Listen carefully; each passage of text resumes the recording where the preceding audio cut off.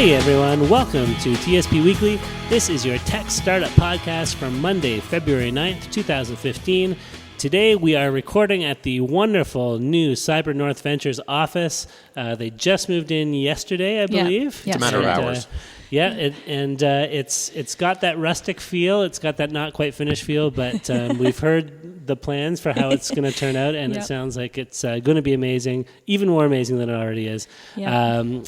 Let's do some introductions here. My name is Darren Conley. I'm a local tech entrepreneur here in Kitchener-Waterloo. With me, as always, is my co-host, fellow tech entrepreneur, Stephen Campbell. How are you doing today, Stephen? I'm doing well, thank you, Darren. Yes? I'm filled with wonder in this room and vision. I can see vision. Great, that's what I want to hear. It's a little echoey in this room, so if we sound like we're in this vast space, well, it is a very large space, It's actually. a vast space. But that's how it goes. The bowling alley effect. That's right. You could put a bowling alley in this space, I think. I think there is one, actually. Yeah. I passed it Yeah. by Sure. Suite 336. Yes. Well, let's introduce our guest. Joining us today, we have Rachel Bartholomew from CyberNorth Ventures. Hi. How's it going? It's going great. Just running around trying to get this space all up and running. What's your actual title, Rachel?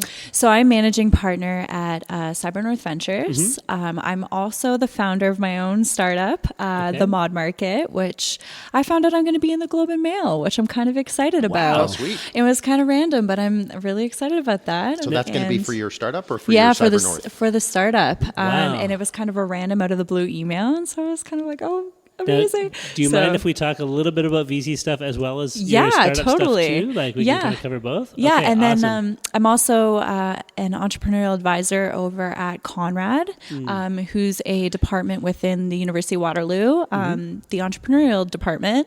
And I manage about 200 startups over there, so and advise them and mentor them, teach them all the good stuff, as well as I tell them that we go through the struggles of entrepreneurship together so we can cry together. Sure. And so we do a lot of that as well. Crying is a big part of the startup world. The blood, sweat, and tears, right? Yeah, thanks for course. slowing down long enough to hang out with us for an afternoon. No problem. Anytime, guys. Awesome. Well, for those who are regular listeners, for all three of you, I'm just kidding. We have a few more regular listeners, but for our regular listeners, usually we talk about some tech news at this point, but we're changing up the format a little bit. Our last episode, we threw in one or two extra things that we hadn't had before. And this one, we're taking out the articles and we're just going to talk exclusively with Rachel.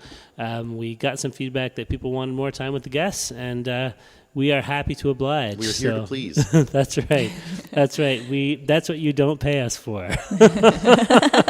So Spoken like a true entrepreneur, right? That's right. That's right. So we're going to dive right into things here with Rachel. Now, maybe Rachel, let's talk a little bit about your startup first. Okay, because, cool. Yeah. I know you had mentioned to us before that you were involved in a startup when we first met. Yeah. I cannot for the life of me remember what it actually Okay, does. no problem. So, I don't even think we talked a little bit about it. Oh, so. fair enough. Well, give us the the 1 minute pitch or whatever. Oh, but geez, Yeah, I we haven't just done- called an Uber car. We have 2 minutes to Uber car. yes, or 2 minutes. Yeah, I haven't done one of these in a while. So I'll just give you the background story. Sure. So as my hobby, I actually modify and race and track cars. I'm really involved in that area. So it's kind of more of the aftermarket automotive space, not necessarily just the automotive space. Sure. So that's kind of my passion, my hobby. I do that every weekend, hang out at the track and at car shows. And as anybody, when you're in a hobby, you kind of start to find the holes and the problems, which is kind of like an entrepreneur, right? Sure. So I went into the MBET program, was doing my master's, and one of the things you have to do when you come into the program is you get thrown into a class where you have 5 minutes to think of a business idea if you don't have one, and you get 5 minutes to prepare your presentation, and you have to go and do a 60-second pitch in front of the class. And so I came in with nothing, and I'm like, oh no, what am I going to do? I have to think of something, right? So I drew off of what I knew, which is my hobby, and came up with a total bogus idea, pitched it, had a little paper with a really badly modified car and said, hey, if you use my product, you can get a wonderful car. Anyways, it was horrible. Through the program, I actually ended up sticking with that idea and morphed it, pivoted it into what it is today. And what is it today? So what it is today, it's a software as a service. It does 3D renderings of modifications that you can make to your car, both cosmetic and performance. So it's kind of like, it's almost like a Need for Speed style game, but with real parts. So we work with the parts manufacturers. We 3D render all of their stuff if they haven't already. Then we throw it into our 3D database of all the stock cars that are out there right now. And then you can play around and modify and kind of make changes and stuff like that and purchase and that kind of thing. I think you did tease us with that a little bit, because now that you talk about that, I remember familiar, that. Yes. Yeah. Now, is it like an online interface? Is it software you purchase and install, or it's all in the browser? all online. Yeah. You just our manufacturers and our retail stores log in, they set everything up. It's a little different if you're a parts manufacturer or a retailer, but the parts manufacturer comes in, they set everything up with us, they get the confirmation that everything looks good, and it pushes out to the public. They can put it on their website as well as use it at shows. So shows is a really big thing in our industry. Lots of interactions with customers and stuff like that. You have to be really visible in that way. Right. So it's kind of different. You can't really do you can do the online stuff, but a lot of people want to see physical product because it's kind of a do or die. You're spending. So when I did my research for the startup, I found that people are actually spending like $7,000 to $10,000 a season. And if you're not making the right purchases, and a lot of the times there's problems with customer service, which is all stuff I'm trying to fix. I'm trying to connect the whole value chain together. Sure. But, there's a lot of the times you can't even return parts. There's that much problems. So you have to go and sell it like online, kind of off the channels. Right, because it's been kind of custom made for your vision. Yeah. Right? And so there's so many problems with it. People go through hell of a time. It's partially because it's such an ancient industry that it's slow to adopt technology. Even inventory systems, a lot of people just have their own that they set up on Excel, and it's like, how are you operating like that? Right. So, trying to pull all that together, organizing databases as well as showing it visually so you can make informed, good financial decisions as an end user, buying these parts, because you're spending thousands of dollars. And when it's thousands of dollars, it's kind of one of those. I mean, I spent $5,000 on a turbo kit last year for my car that I never even ended up seeing. And then I went through a whole thing on PayPal fighting to get my $5,000 back. Wow. So it's one of those, it's a horrible industry in terms of customer service. There's lots of people who don't adopt the technology to communicate with customers as well as see what you're getting. So you really didn't bring this idea. It wasn't sort of, a lot of entrepreneurs that I talk to have an idea kicking around in their head, and it's just the opportunity to crystallize that and verbalize it they're looking for. Yeah. So was that the case for you, or did you actually, in that sort of 5-minute pressure cooker, materialize it then? You didn't bring it with you, or I know you bring your experience to that 5-minute pressure cooker, but did you actually think of it then, or was it something that you've been thinking, there's something around here, and sort of leaning your mind against it for a while? So during those 5 minutes, I actually ended up just coming up with the end product kind of thing. So just 3D rendering all of this stuff and throwing it out there and giving it to the end user. And what I always say to my students, to people who I'm looking to invest in, your business model, 99% of the time, is never going to be your business model. Right. It's always going to change. Right. And whether it's you who figures that out or somebody approaches you, like I've talked to people who've had a massive company come to them and say, we want to provide you a massive contract, and it completely changes their whole business model, right? Yep. So I came in thinking that my customer was the end user, when in reality it totally wasn't. And it's funny, my students, I always say when I do a time management and managing founder relationships kind of thing, presentation to my students, I always say you have to involve somebody who's going to provide you critical and honest feedback. Right. And for me, that's my mother. And I sat down with this business idea after I pitched it and, kind of laid it all out for her. And she's like, you got this all wrong. And she helped me within the first 3 months pivot through to figure out that my customer was actually the parts manufacturers and the retail stores. This is something I wanted to get to, actually, when you were describing the product earlier. Before I mention that, though, let me say my wife is very much that role, that honest criticism, because if I come up with an idea and it's stupid, she will very quickly and honestly tell me, that's the dumbest thing I've ever heard. Don't do that. Exactly. No, and you have to find those people who will give you that, whether it's it's your mother, who cares if it's your mother who came up with your end business idea? You know what I mean? As long as it works. As long as you get there, as long as you know, I always say, who's going to cut you the biggest check? Sure. And half the time it's not going to be the consumers, Yeah. and you're going to go through hell trying to get the consumers on board. It's always somebody, there's always a middle guy or somebody layered above that will be able to cut you that check. And so through that 3 months, I pivoted through, found out who my customer was, still had the same idea, just targeting it a little bit differently. So you have the parts manufacturers, Yep. and then you have the retailers who are selling to customers who are both using your product. Okay. Yes. So the actual people purchasing the products are not directly interacting with your product necessarily. Yeah. They might be using it through another entity. Yeah. Does So that make sense? Yeah. Yeah. So the parts manufacturers, they come on board. They're the ones paying the majority of the price because it costs us to kind of set them all up. Right. They then, what happens is all that information gets stored in a database that gets pushed down to the retail stores. So anybody who's on our platform, technically, the retail stores can come in and say, hey, these guys are all on the platform. I sell this guy's and this guy and this guy's brand. And it automatically downloads. So all the work's kind of done for them. They just have to set up which brands they sell and which ones they don't, kind of thing. And then it kind of shows them too, hey, I'm missing this brand. Maybe I should get in contact with them and think about selling their brand as well. So it's kind of like, you know, the whole supply chain, I'm trying to bring them all together and help sell as well as help organize everything. So So do you find that's a lot of your time is not spent on 3D rendering car parts? It's dealing with the relationships of the vendors and that sort of... So we're not there yet. I've just started contacting customers last season, and I actually started too early.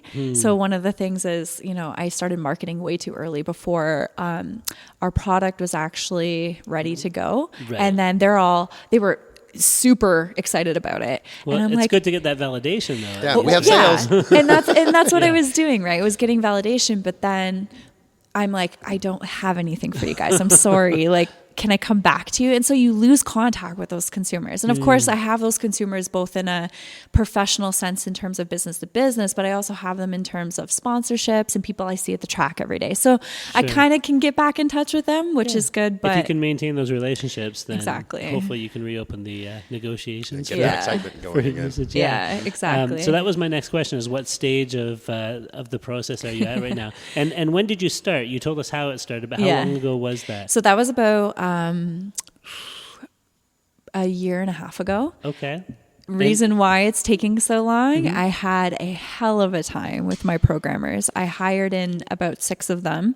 They were fabulous, and we were... Did you just hire them directly, or did you go through another company? Or? So Yeah. it's going to sound so mediocre, but I found them through Kijiji. Oh, all and they were great for a certain amount of time. And then some things happened, and I lost touch with them, and I don't know what happened. I still don't know what happened to this day. Are they a group, or did you find them as 6 individual programmers? So on Kijiji? it was one guy who was heading a group of his friends out of Ottawa, they were all programming, and they all had different languages that they were able to program in, and knowledgeable in.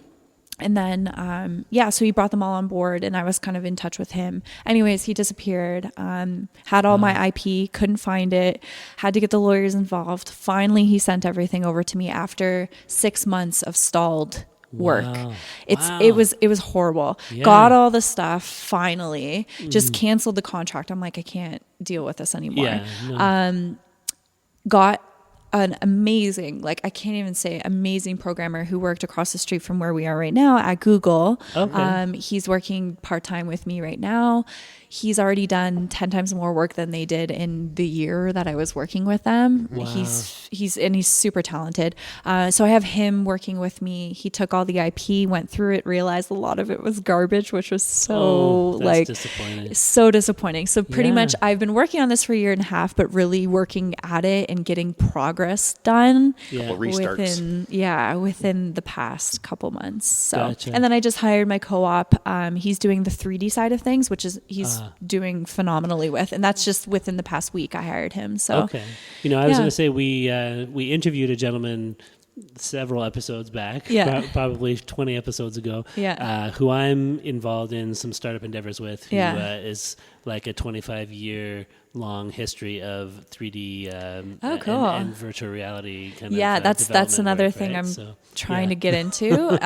I have to get everything set up first, but augmented reality is kind of what I'm doing to market this, because once I show people in the industry, because they don't really see the tech, they see that 3D model like in front of them in their face as like a hologram style thing. It blows their mind. Like I went to Vegas to do all this. I went to the largest show, SEMA in Vegas, and I showed it to some people and they were just blown away. So augmented reality, like as we've seen with Microsoft and everything, is like the future. Yeah, sure is. And a lot you can do in the auto industry with augmented reality too. I should just say the name of the person I was mentioning was Bernie Roel. I can't tell you the episode number that we interviewed him on, but if you're listening to this, anybody, you can always go back and look in our archive. And I'm actually not convinced we actually interviewed Bernie. I think it was augmented reality. I think it was a version of Maybe Bernie. It was just his. He was just sitting in the other room.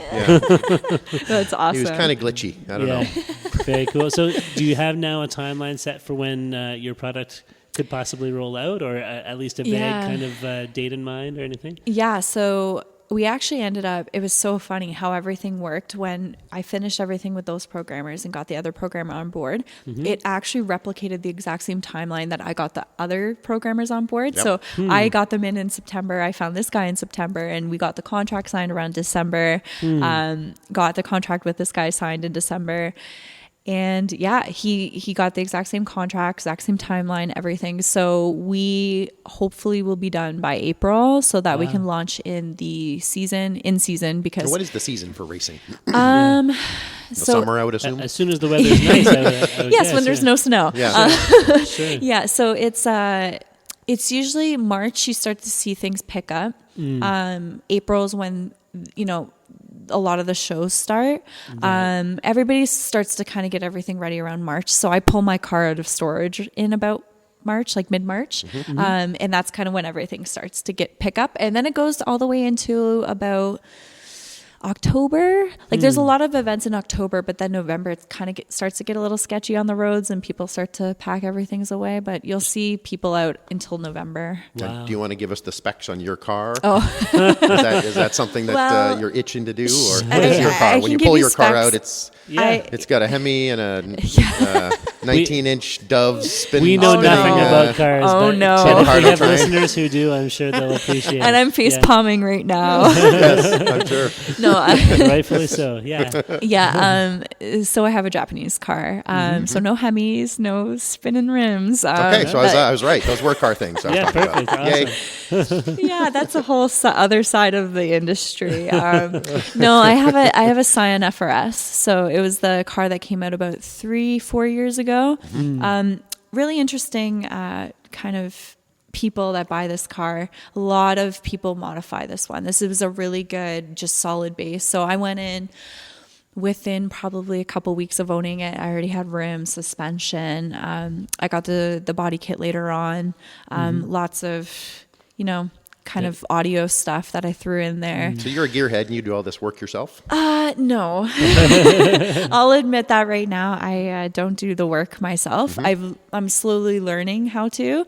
I wouldn't trust myself to do it. I have an amazing shop called Automatrix that does it for me, and they are brilliant. I don't trust anybody. I don't even take my car to the dealerships. It goes straight to them.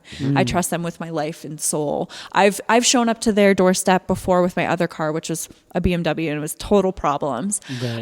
Bawling, and they would save me. So so I don't do any of the stuff myself. I'm doing so right now. You can kind of call me, as we say it, kind of a ricer, because I've done all the cosmetic stuff to make it look flashy, but it's slow as hell. Right. This car, you got to install the nitrous or the. Everything I know is from like video games, essentially, and Fast and Furious. Yeah. So games and movies. Nitrous is illegal. Right. I figured if you get caught, there was some issues. You cannot have it hooked up. You can have it in your car. You can't have it hooked up. I was just transporting officer. Yeah, I was just transporting it. A lot of people hide it too, but you don't see much of that around Canada. But is that a nitrous bottle in your pants? Yeah. No, I'm going to be doing the engine work.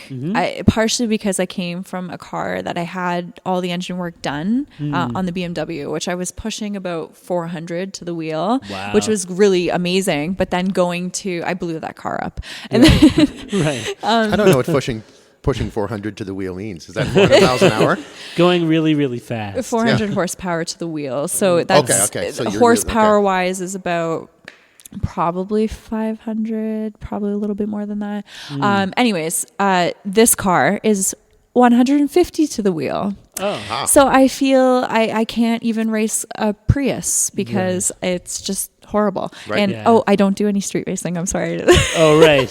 You couldn't potentially race a Prius. But boy, you sure look like you're doing some street racing. Yes. So let's not go there with that. But so it's extremely slow. Gotcha. I want to and even with a turbo kit, which is about $5,000, $4,000 to $5,000, I can only get about 300 to the wheel, which sucks. Yep. But it's a light car. The handling is amazing. It's one of the best cars in handling on the road.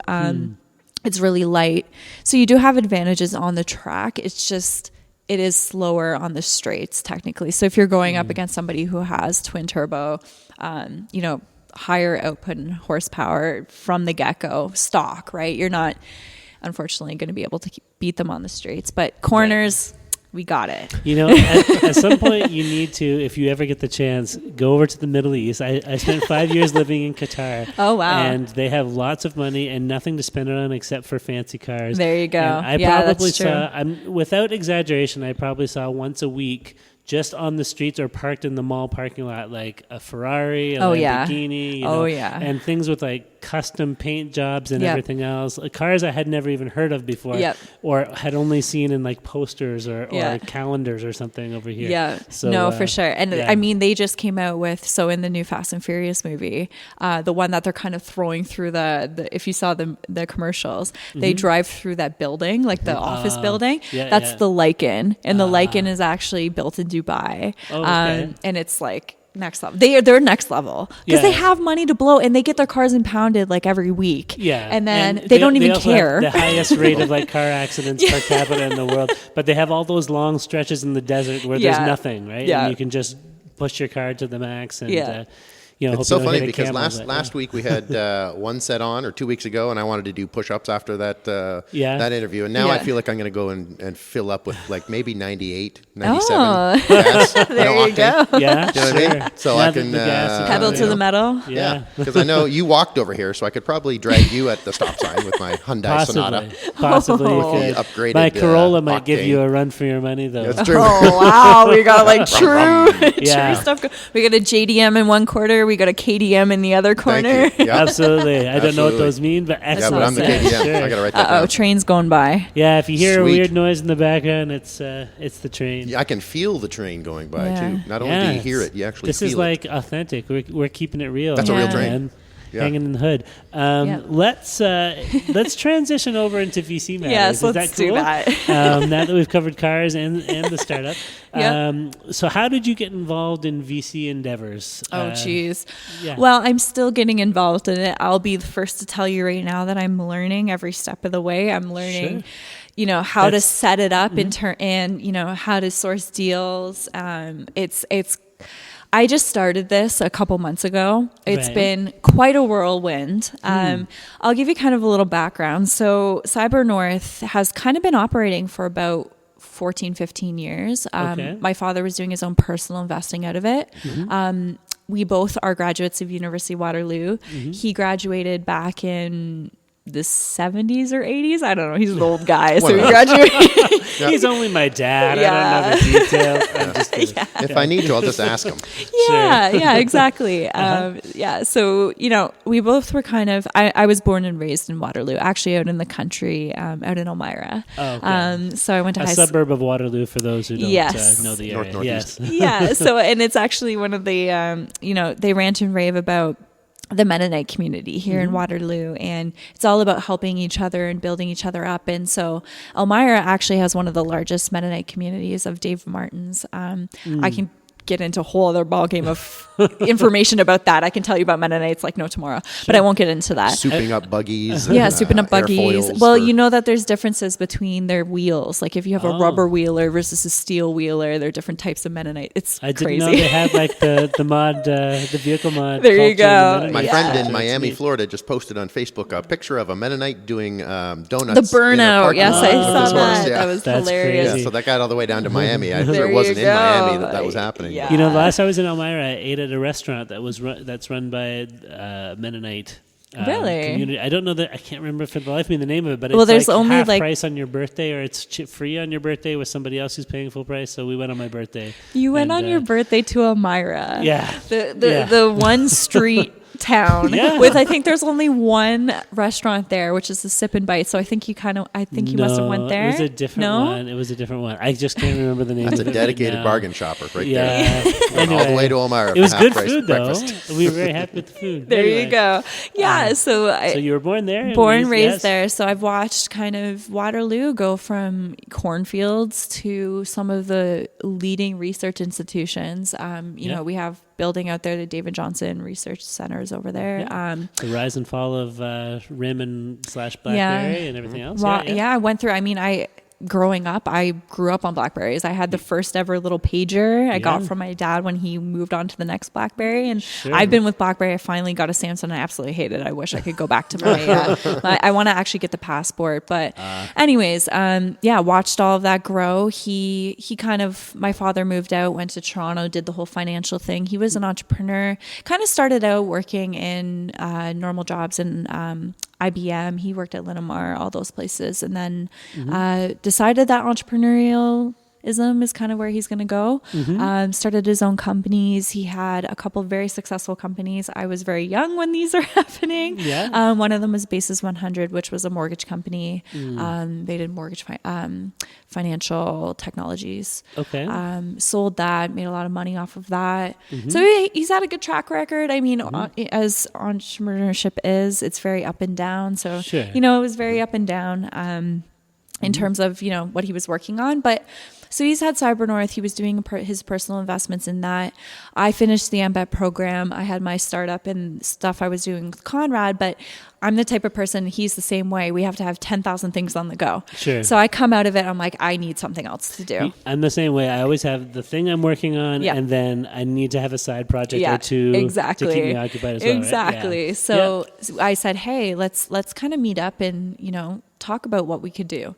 So we had a little bit of an idea, a slam session, and came up with thinking about what we should do with CyberNorth. And we took CyberNorth and, you know, being involved in kind of the startup space here in Waterloo, you know, one of the things that's really missing is the VC funding. And everybody knows it. You know, I've been tracking, you know, who's been investing in what, and there really hasn't been enough activity. And we've had Tech Capital Partners here, which is Tim Jackson, who is actually my finance teacher in MBET. And I mean, he's amazing. What he's done with Tech Capital Partners was amazing. But, you know, they're the only ones that really, you know, have been on the ground here in Waterloo. So we're like, these companies need funding. There's so many smart people here in Waterloo.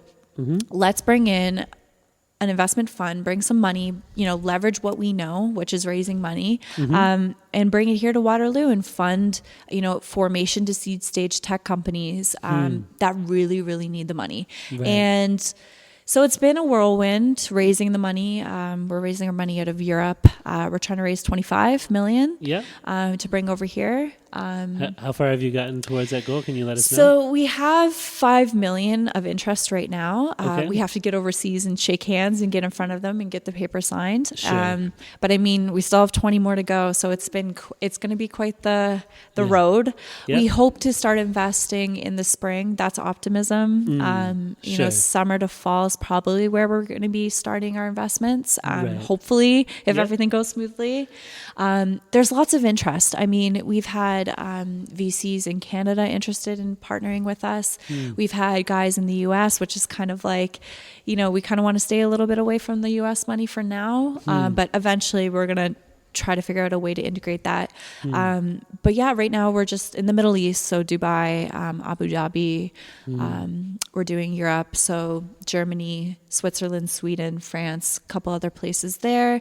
We've also had some interest in Tokyo as well. Wow. Mostly just, and honestly, all it is, you know, our strategy for how we invest as well is promoting the region of Waterloo, right? Sure. And nobody knows about it. Everybody's like, you know, Waterloo, what is this little place, right? Yeah. And so I put together a paper explaining what makes us tick and what makes us great. And, you know, it's a combination of all the great things, which you guys have kind of dabbled in a little bit with Communitech and Velocity and all these different guys who all work together, having the university, the government's behind us like no tomorrow. It's just an amazing culture here. And people don't understand that because it's not happening anywhere else really. That, you know, you're starting with New York, Silicon Valley's really done it well, but now at Silicon Valley, it's to the next level now, right? Well, and you know, I think people overseas would recognize that a lot of these major tech companies that have an international presence, their talent is being fed to them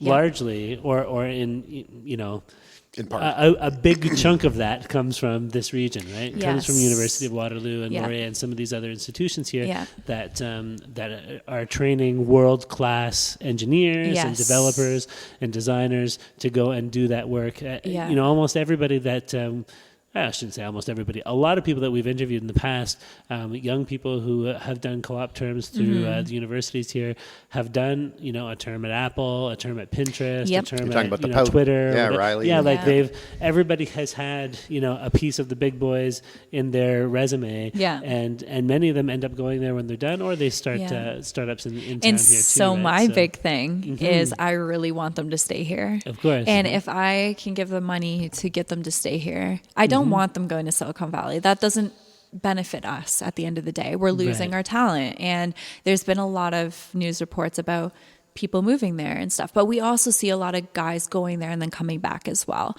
Because of think about it, you know, Silicon Valley's so expensive. It's a great place to start your business, but it's also very oversaturated, lots of competition. Everybody there is on the street saying, hey, I have a startup. Hey, I'm working here. Like, you know, and I mean, it's great what they've done, but it's time to start replicating what they've done elsewhere. And part of that, so, you know, they have Stanford as a feeder school into some of the large companies there.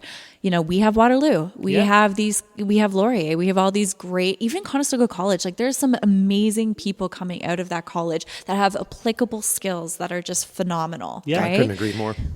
Exactly. Even as a student at Conestoga, I think, right? Quick to agree.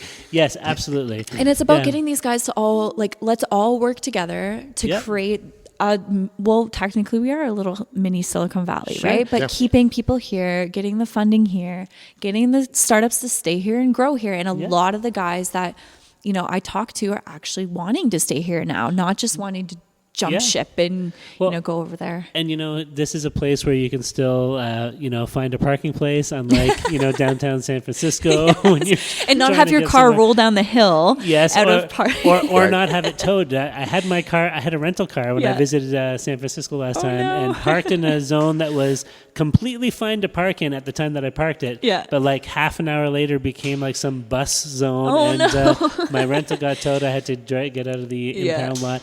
Anyway, you know, here in Kitchener, if you want to get from one place to another, it doesn't take you half an hour, 45 minutes. Even Toronto, you know, I talked to some startups that have done business in Toronto for a while and have them said, you know, have them say, anytime you have a meeting, it's an hour travel time to the meeting and then another hour back. Everybody's grouchy by the time they show up because they've dealt with horrible traffic. And here, you know, it's still got a bit of that smaller city feel, but such a high concentration of talented, well-educated and genuinely interesting people that you can sit down and have your mind blown.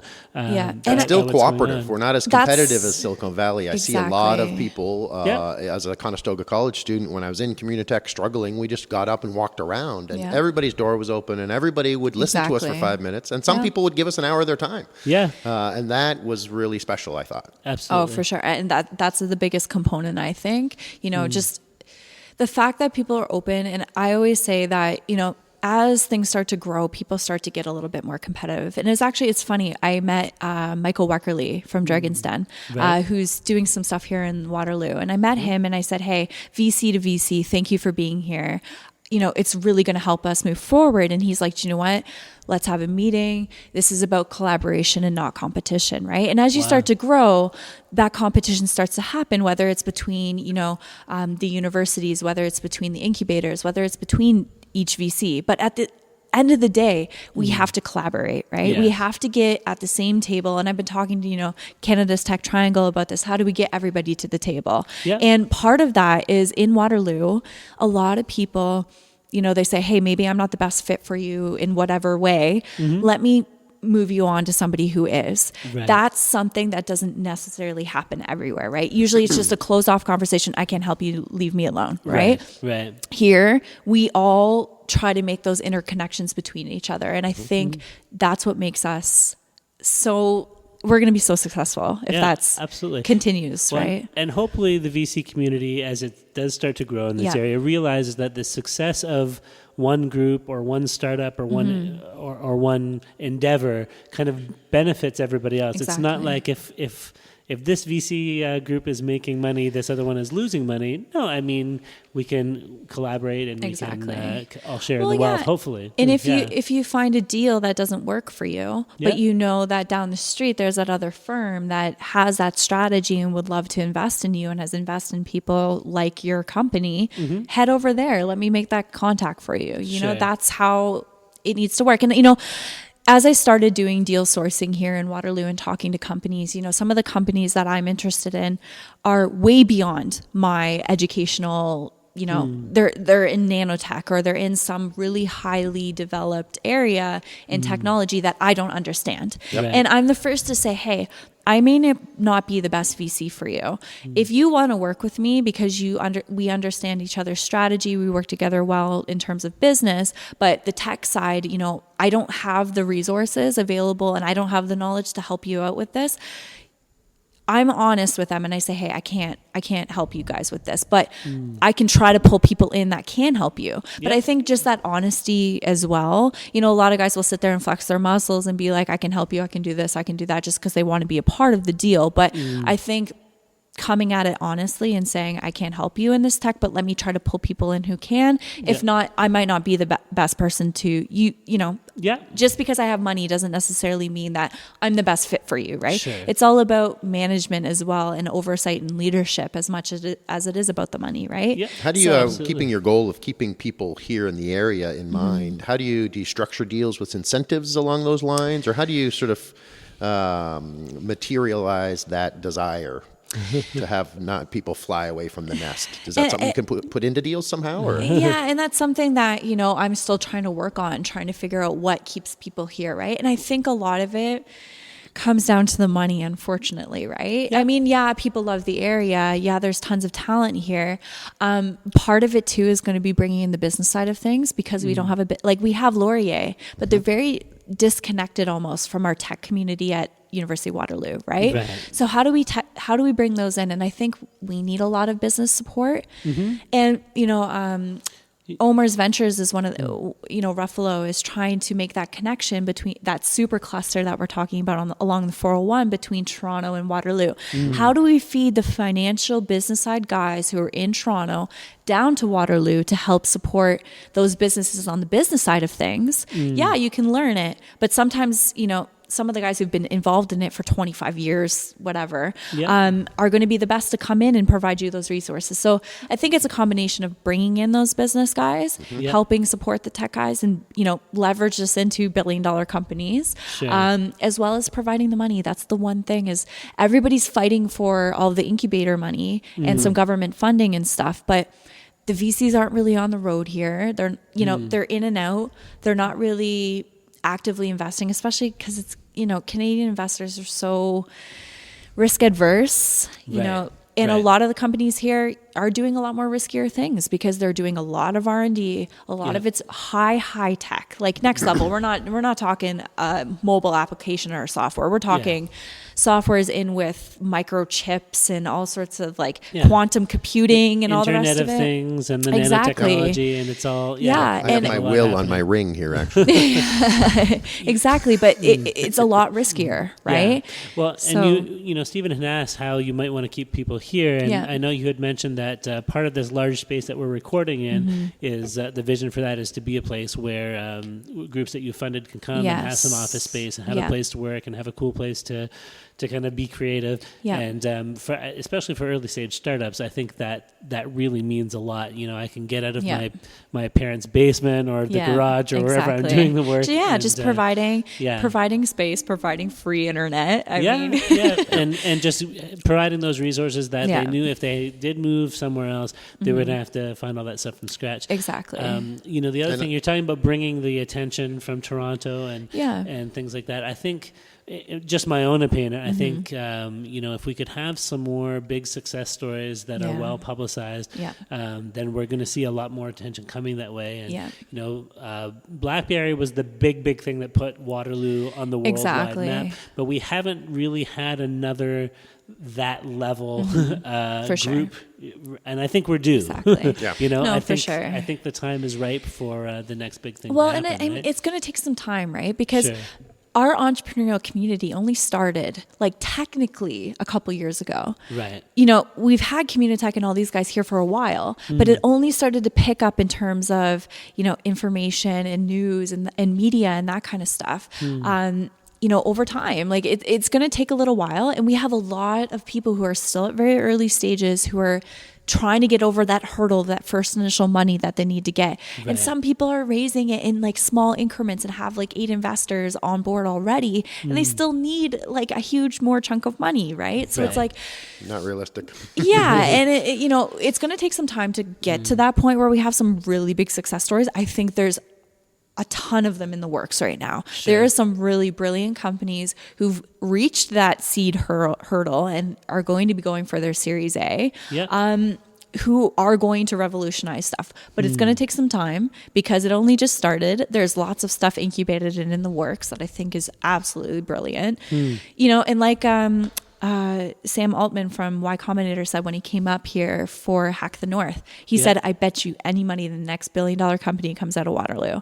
And I totally agree. Sure. And I think it's going to come. It's just, it's going to take time. It's going to take some more activity in terms of funding and support here. We got great support. It's just now we need active investors. And there's already some great ones. I mean, GTAN is one of them. They're active here. But they do that angel, that first round, which helps them get over that hurdle. But then it's that next growth stage, right? Sure. And a lot of people you see kind of fall off the map because they can't do it. They can't raise the money. Out of the trough of sorrow. Exactly. And then that's why they go into Silicon Valley. Right. Let me just ask a question that's kind of getting back to the basics a little bit more here about this stuff. Just for any kind of early stage entrepreneurs who might be listening and wondering to themselves, like, you know, I'd like to get some VC money to help me get over that first hurdle. Of course. When would be a good time for them to start, you know, making those contacts and putting together a pitch deck and putting together that ask? I mean, typically would they have to have like a functional prototype, a whole bunch of users have sales on board, already? What kind of or you know, there are people who maybe just have something at the idea stage and they want to pitch just to get some validation. But, you know, for those who are really wondering, when do I start doing the asking? What advice would you provide for them? Yeah, so it depends on your business, right? Okay. So I have some guys who come in who are high tech. They are nowhere near sales. They're probably still 5 years out of sales, right? Because they're just so high tech. They're in a very complicated industry like healthcare or something. You know, and in that case, you really have to prove that you have the right mentors on board. You have the right, so you have your PhDs and your teachers on board that are helping on that tech side of things. Make it more legitimate, somebody who you can talk to about proving the technology. Because you can come to me and show me a prototype and wow me with the prototype, but does it actually work? You know, how is it actually functioning? How does this actually work? And is it really revolutionary? if you are in that high tech space, really putting together IP portfolio is really important. Right. The more detailed and the more, as big as you can make it, the better, because Right. it's really, that's the value, right? Being able to have that touch content or contact that you can go and talk to. Okay, they tell me the prototype works. How do you see it, the prototype working? And whether that is, some of the big research institutions here that are on board with you and partnered with you, that a VC can reach out to. Right. Getting together your vision, your goals, in a pitch deck, your sales forecast and that kind of thing, really understanding how you're going to get past those hurdles. And if you get the money, where are you going to spend it? And I think that's one of the biggest things, right? If you come and tell me, oh, I just want to use it for my salaries, how is that really growing your business? Is my money really being put into the proper, pools that it needs to go into, right? So part of that is getting your financials together, showing me where you want to grow with this. And some companies are going to be able to do this no problem because they already got that traction. So you see a lot of software companies. If a software company comes to me, I want to see that you've made some pretty significant customer, relations, whether that is people already purchasing, people who are already interested, letters of intent, that kind of thing. Showing that you've made contact with your customers, and now all you need the money is to grow, right? Right. And you see a lot of software companies who are kind of at that position. Yeah. You got to know your business inside and out. Right. And I always start my conversations too, not in a formal way. I come to the table very casually on a very even level. And it's just, I really want to hear also about your story, about your team. And there's a big trend in the VC community right now that goes less from, yes, we need to make a return on our investment. Of course we do. And we want to see it maximize as big as possible. But another component that's starting to come in is the team aspect. And you're seeing a lot of people really focusing on that. And I want to know that you are the right person to be doing this. And I want to see you living, breathing, eating everything that has to do with your industry, right? And so a lot of that comes with, I sit down and say, hey, tell me how you came up with this idea. Where did you come from? Lead into the product from there. Prove to me that you're the right person to be doing this. And when I invest my money, you have the right contacts in your network to reach out and leverage this up into a bigger play. Right? So yeah, it's just honestly, just knowing your business, easy answer, but business inside and out, really knowing what you need to do to grow. Right. And a lot of people don't know that. They just want to go, I need to eat and sleep. And yes, of course you do need to have a roof over your head and to eat and sleep, but also where are you going to go with this, right? What's the bigger play? And, I see some people get stuck in that trap that they're so excited about what they're doing now, and it's great, but, where are you going to go from there? That's kind of something that a lot of people do miss, right? They're just so caught up in the moment of what's happening right now that they forget to see the bigger picture, right? Do you see that as a venture capitalist a lot, where people say, I have this great idea and I want to grow it to 10 people and we could have a company that makes $5 million a year.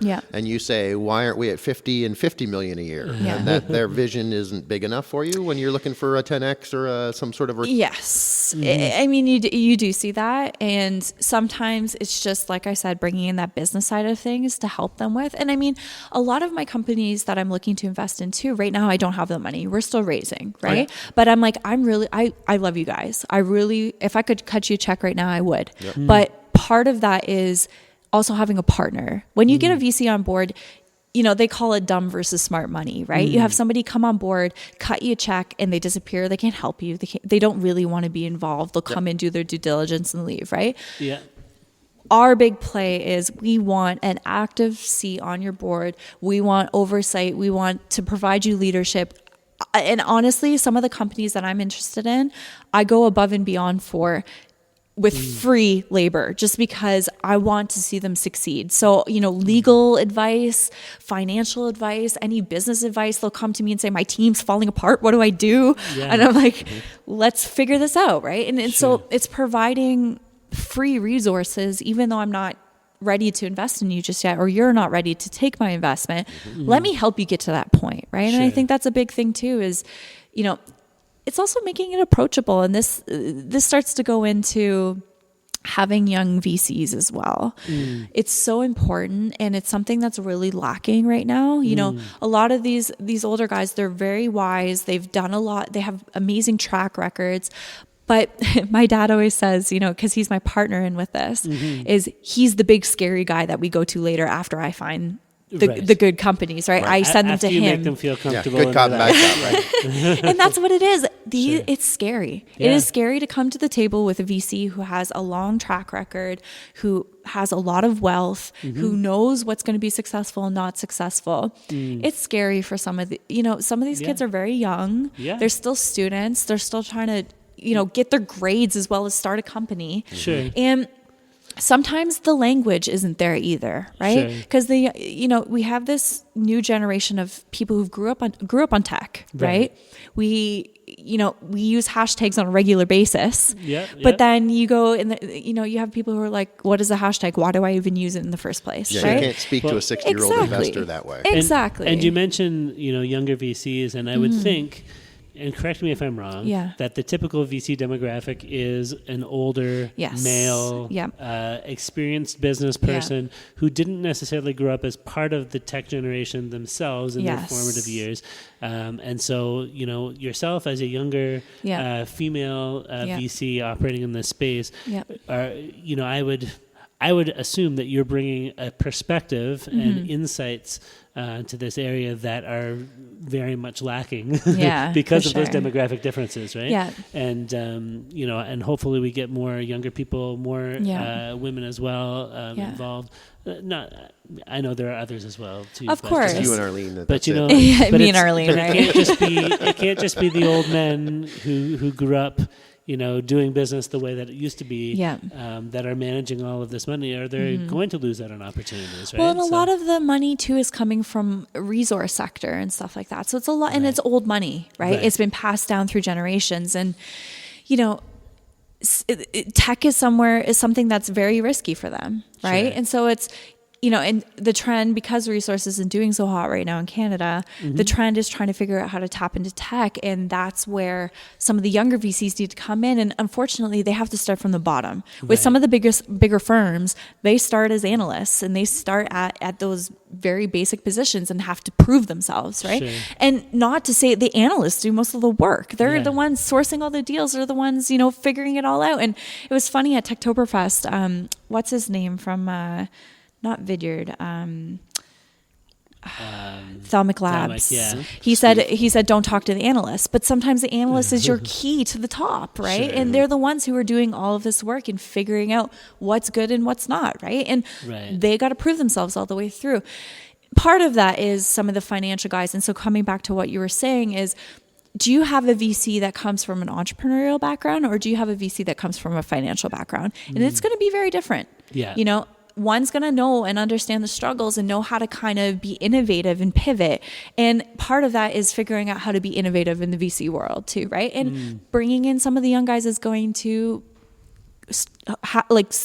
allow this to happen, right? So one of the things is and I didn't know this, and I found out that Laurier actually has a startup fund that they have the business students apply, go through an application process, and come out being able to go through the due diligence process and deal sourcing. And they work with GTAN and a couple of the guys here in Waterloo, and they learn how to do the VC stuff. And I think that is fabulous. Like, I'm so excited about it.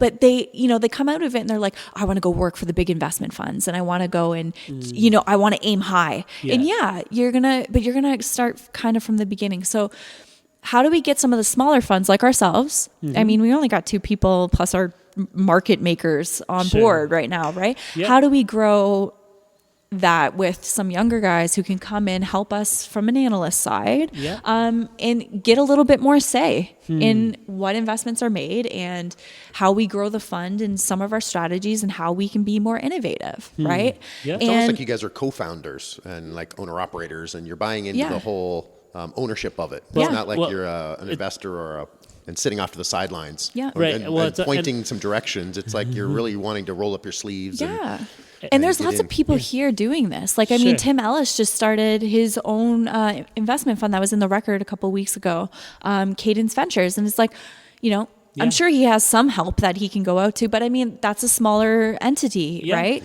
Well, you have and you almost have to think like a startup yourselves, right? Like, exactly. You have to be agile in the way that you're operating and the way that you're dealing with people, and you have to, if it's not working, raising the money this way, then you raise it that way or whatever, right? So, it's just making it more approachable, allowing people to come to the table and not looking down at them. Everybody has some benefit that they can provide and bring to the table, right? And I really want to start bringing young VCs in for CyberNorth to be able to help us out and allow them to get that track record early on, and start kind of transforming and allowing people to become partners quicker and not grow up and only be partner in their 30s or 40s, right? How do we get the 20-year-olds on board that speak the tech language, that are able to sit down and have an off-the-cuff conversation that's casual, that's not formal, that doesn't scare the shit out of people? Sure. You know what I mean? And it's just it's going to take some time. Yeah. And I think hopefully if they're listening to this podcast and know that there are those kind of opportunities available through CyberNorth or through other organizations with a similar outlook, then hopefully that will motivate them to want to be involved at that level as well, right? And women, that's a tough one. Yeah. I mean, business and I forget what they call the science, technology, engineering, development side of things, we don't have a lot of women on board as it is. That's something I'm going to have to dive into. Jennifer from Plasticity sent me a Jennifer Moss, who was a previous guest of ours, actually. Hi, Jennifer. Awesome. Yes, hi. She sent me an amazing link about a couple women VC who are coming up and starting this, right? And it's going to, like I said, it's going to take time. I don't know if that's going to change because of the lack of people who, like women who are just interested in these fields as it is and getting into the schools. And, you see that constant percentage of women who are in those fields. It's not really growing yet. Right. But, having said that, we have talked to, not so much on the VC side, but on the startup side, a whole bunch of female co-founders or founders of startups. Yeah. And while they might be fewer in number, the ones that we've talked to have been amazing. Yeah. Like people really Rachel from SunCare doing she's the amazing. Nanotechnology. She was one of my students, actually. Yeah. Oh, see, there we go. Yeah. And, really we had Laura and Beth from Drafting Space and Jennifer Moss, of course, who's an amazing person as well. Yeah. Incidentally, if you hear some rattling noises in the background, it's just these pipes here. I think it's haunted. That's not my stomach. I think it is too. Yeah. But it just adds more character to the space. There you go. Yeah, that's something I'm gonna have to figure out eventually. But but I mean, anyway, what was what I found so fascinating too was Techtoberfest that Communitech hosted. And it was all VC focused. It was all VC focused. Mm-hmm. So we had the startup panel and then we had the VC panel. And there was actually more women on the VC panel than there was men. I noticed that, which is amazing. It was amazing. Mm-hmm. And to hear them speak and to hear them, and there was a young woman and there was a woman who had a all women's venture capital fund. I was like, this is amazing. But unfortunately they were both, well, one of them was in Toronto, the other one was in New York. Right. So it's like, starting, and there's a lot of these conversations are starting. It's just to also, people who are successful in their businesses and women who are successful in their businesses, how do they leverage their success into the funding world, right? Which you see a lot of startups do. They go from the tech space, they sell their company, they make lots of money. Mm-hmm. How do we get them to kind of go in and help the startups that reach what they've already reached, right? So inspiring them to kind of pool their money in again, right? That's exactly it, inspiring. And hopefully with what you're doing here, if you're able to demonstrate some success in your own endeavors, then you can provide some of that inspiration for the people later. Hopefully. Listen, we're coming up on an hour here and I thought when we started this out, I'm like, it's the first time talking to someone involved in the VC world. I wonder if we'll, have enough to talk about. And it's turned out we've had more than enough to talk about. We can keep going forever. Yeah, absolutely. But for the sake of our listeners, who we want to try to keep it under hours, so we'll wrap things up at this point. Before we wrap up, we got to do the lightning round. So this is our newest, dun, dun, dun. Our newest section of the podcast we just introduced. So we'll see how you go. We say lightning. You don't have to answer super, super fast. We're not timing you, but just some kind of shorter questions, and we'll see how you do. So, number one, give one piece of advice for new startups in 5 words or less. Oh my goodness. Tell a story honestly and effectively. Technically 6 words, but we'll let it pass. Honestly, ineffectively. There we go. Number 2, how many hours do you work per day? On average? Oh my God. Okay, so I'll tell you that I'm doing 12 meetings a day on average. Wow. And then I go home and I work until, so I'm working, I try to sleep in. It hasn't been happening recently, but I'm probably working 12-hour days. Wow. Good news. Good news waits till noon. Yes. Who is your ideal, now usually when we talk to startups, we say, who's your ideal investor, but we won't ask you that. So who's your ideal startup CEO? The ideal person you'd want to invest in? Like an imaginary character? An imaginary character. Or it could be a real person, or it could be like just he's tall, someone dark, who's this handsome. type. Yeah, sure. Yeah. Someone who, is extremely innovative, has lots of talent, understands both the technical side as well as the business side. And if they don't understand the business side, or the technical side, they're figuring out ways to make it happen. Okay. And if they come from the business side, they are dabbling in the tech. They are like trying to learn programming. They're trying to figure it all out. And if they don't know the business side, they want to work with me. They're contacting me every week saying, hey, can you help me out with this? Mm-hmm. I'm more than willing to help anybody out, right? Okay. So talented, motivated, and willing to learn, and fill in the gaps. And honest. They come to the table, they tell me their problems, and they tell me how they can fix it and what they need me to help fix it with. Awesome. There's 10 questions altogether, by the way. Question number 4. Yeah. What is one professional skill that you need to get better at? Ooh. In your own opinion? Ooh. Feels like a job interview. Picking out the appropriate extension cord? Yeah, she did pick out a wonderful extension cord to get the power running before we started. There you go. But anyway, yeah. Gosh, there's so many I could say. I mean... Just throw one out there. Yeah. I think managing team, like learning how to manage, right? It's something that comes with time. Mm-hmm. I mean, a manager now, especially in the investment and the startup world, becomes a leader as well. Sure. How to be, we're all not going to be great leaders off the bat, and something you learn over time. And learning how to manage a team, learning how to talk to people, learning how to, and I'm still trying to learn this. Take your personal stress and set it aside. Let it be personal on your personal time and not drag it into your team. Because I think that's where some of the dynamics start to overflow and become negative. I never want it to be a negative thing, right? It always got to be positive. Got to be good. Right? Absolutely. Well, the flip side of that question is, what's one professional skill that you feel that you've mastered? Ooh, I am a super organizer. The only way I'm able to run my own startup, run an investment fund, manage 200 startups at the university, and do everything else is because I'm so highly organized. It's crazy. Awesome. Yeah. Perfect. Okay. Which one are you, Mac, PC, or Linux? Well, I see a Mac in front of you, so that kind of answers that question. I am a Mac person. I was a PC person forever. I still have my PC. It is barely running, and I've only had good things with Mac, so I'm going to say Mac, but I don't have a iPhone.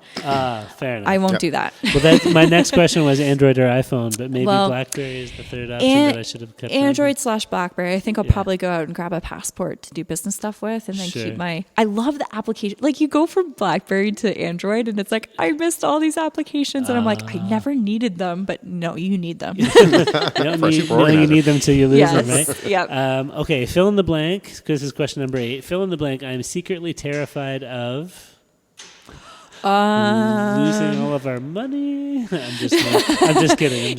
Then we'll figure it out. Who am I? Oh, I'm actually not that scared of things. And I think to stuff Snakes, spiders? No. I mean, you walked back to Suite 317 yet? This there's a dead end back there. There's some scary stuff in this building. Maybe this place in the dark might be. I think scary, the dark is one. Well, I had the only type of spider that morphs into the size of a tarantula in Ontario actually sleeping in my bed with me. And I had to have spider exterminators come in and help me with that. But every morning I would wake up at 3:00 every morning, switch on my light, and there'd be one on the wall going into my bed. And I had one pawing at my finger under my pillow, and that I woke up. Yeah, it was. Don't go there. Spiders have paws. This is why I'm very firmly planted in the city and not in the country. Exactly. Because the spiders tend not to congregate so in the city so much. No scaring there. Although I do wake up every once in a while and check to see if there's one there. It's probably an Allura spider or something. Right? Fair enough. Okay, number 9, fill in the blank. If I could have any drink in my hand right now, it would be... an extra strong coffee, because I only got one this morning and I barely got to finish that before it got cold. Fair enough. Then alcoholic maybe later. Oh, okay. But I still have a ton of work to do. It's still the middle of the day, so yes. we can't do that. Okay. Although maybe it might help. You never know. Okay. Question number 10. Now, normally when we ask startups this, we say, what is the first purchase you're going to make after you get bought out by Google? But for you, I'll say, what's the first person you'll make after Google buys out one of your companies you've invested in? When you get a 10x return. Or when it IPOs. Or one of my company's IPO. Yeah. Well... First thing you might reward yourself with. Reward myself BlackBerry with? passport? Another investment. All right. Nice. There we go. You're going to leverage it back in there. And the bonus question is toilet paper, fold or scrunch? And we're actively recruiting for bonus questions. I'm not going to get into the details. Fold. Fold? Okay, perfect. That's all we need. Very organized. One word is enough. Scrunching is too chaotic. Yeah. Can I close off with a couple, some information? Yeah, absolutely. Yeah, we need to know where we can find your stuff online, and if people want to check out what's going on with either your startup or with the fund. I'm active here in Waterloo. I'm on the road. I want to meet with my goal is to meet with everybody by the end of the year. Sure. So I want to meet with you guys. Please, you can email me at rachel@cybernorth.com. You can contact us on cybernorthventures.com. I want to meet with everybody, so feel free to shoot me an email. I am more than open to coming to you, or you guys come to my very empty office right now. Sure, with lots of character. Yes, and I want to talk. I want to help. If you're a VC in the area and you want to learn more about Waterloo and how to open up to the community here and find people that are great, come talk to me. Anybody who's looking for office space, I got office space too. Perfect. And is there anywhere we can find out about the 3D car parts rendering? Is there any online presence yet? Or? Yes, themodmarket.com. It's very bare bones right now. That's cool. That will be coming. Okay, fair enough. We realize it's early. I need a spoiler. Yeah. Yes, there you go. And then at CyberNorth VC is our Twitter handle. Yes. We're also on Facebook, but not quite got that up and running yet. That's going to come more with time. Yep. But yeah, definitely feel free to come talk to me. I want to talk to everybody. I want to learn about what's going on here so I can promote you overseas, bring people here, and keep you here. Awesome. And we can definitely put links to all of those online resources on our post for this. So that's amazing. Perfect. Well, let's wrap things up then. Thank you so much for joining us, Thank Rachel, you guys. You guys are awesome. Yeah. You guys are going to be, so I'm coming out with a blog post on the 55 rock stars of Waterloo. Yes, you guys will be featured in it. So you guys are my Excellent. rock stars. And there's some things in the works there that are going to might leverage up into some media stuff. Awesome. Excellent. So we'll talk about that. Great. But if people want to see a picture of my ugly face somewhere else in the world and in some Don't form say of media, that. then I shouldn't say ugly. I'm mediocre, maybe, at least at that level. Stephen is the attractive one of the group. No, I spent all that money on product for my hair. Great. Well, let's finish up with the thank yous here. Typically, we thank the people for hosting us, but I guess we're thanking you for hosting us as well. CyberNorth. Of course, anytime, guys. Which is great.